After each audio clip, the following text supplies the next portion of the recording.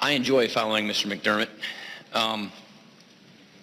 I guess the new line here is that the majority is peddling a scandal narrative, that they're throwing something at the wall to see if it sticks. We had a gentleman from the National Organization of Marriage come here and testify how the IRS leaked their sensitive taxpayer information to their political opponents. We had a lady from a pro-life group in Iowa who told us how the IRS said, if you surrender your First Amendment rights to speak your views, then maybe we'll approve your application. That is not a phony scandal. That is a real scandal. No matter what our colleagues try to say to whisk this issue away, the government was intimidating people and targeting them based upon their political views. That's not phony. That's real.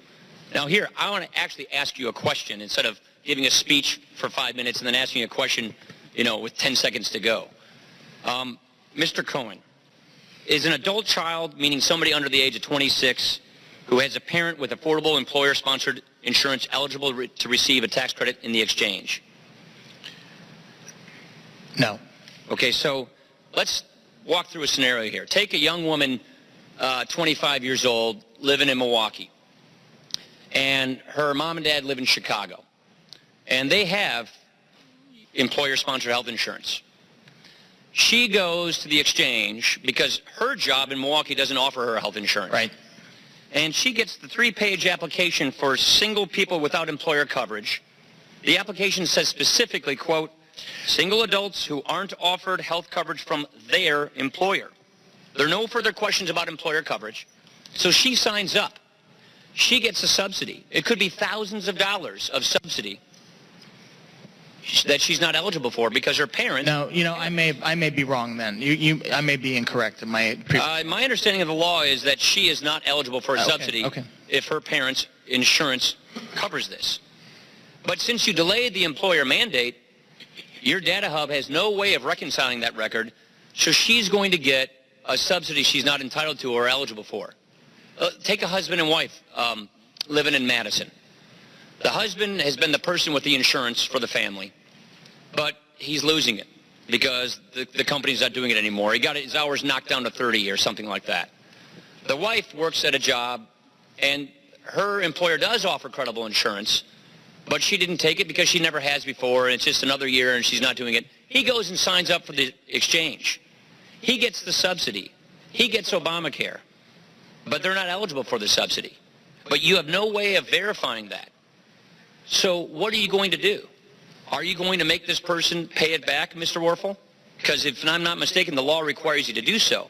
And if we're not going to reconcile this record until maybe 2016, as you just said, so is that going to be 2 years of subsidies going to people that they're not eligible for? They didn't get it fraudulently. They just got it through confusion. Then does the law not require you to put a huge tax on their tax bill at the end of the day when you finally reconcile this data? And so then they'll get thousands of dollars of taxes clawing back the subsidy that they were not eligible for. Is that not what you will have to do?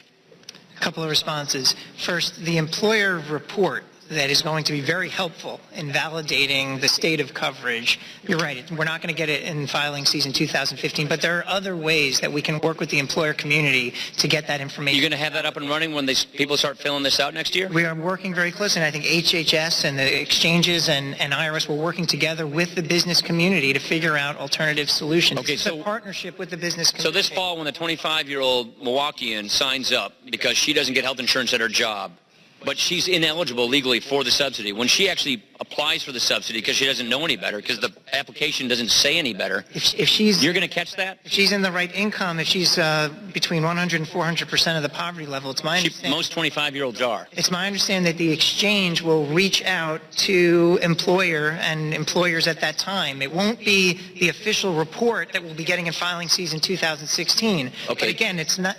Let's say her parents live in Texas, and she's living in Milwaukee. This exchange is going to see all of this. It's going to figure all this out. You've delayed the employer mandate, and you're going to reconcile this record. You're going to make sure that she doesn't get a subsidy she's not entitled to? I'm saying that we're working on solutions. IRS is working on solutions at the back end. The exchanges are working on solutions. Let me get it this way. Yep. Let's say you don't catch it. Do you not have to hit her with a tax liability to claw back that subsidy that she didn't get? Let's say you don't catch it, and she gets the subsidy she's not supposed to get, you have to hit her with the tax to claw it back at the end of the day, correct? If we find that there's a problem, that she got a credit that she shouldn't have gotten, if we do that, and we might be able to do that by working with the employer community, I'm just saying, and we will, but there'll be a cap. Depending on her income level, and I can walk through that with you, there's protection for those individuals in those cases where we would cap the amount that we would claw back. But you know, I would just say, I don't know why anyone who could get free insurance, free to them insurance through their parents' policy would choose instead to go on the marketplace and pay for insurance, even if they get a subsidy. I guess we'll just have to hope, won't we? No, it's not a question of hope. It's a question of logic. All right.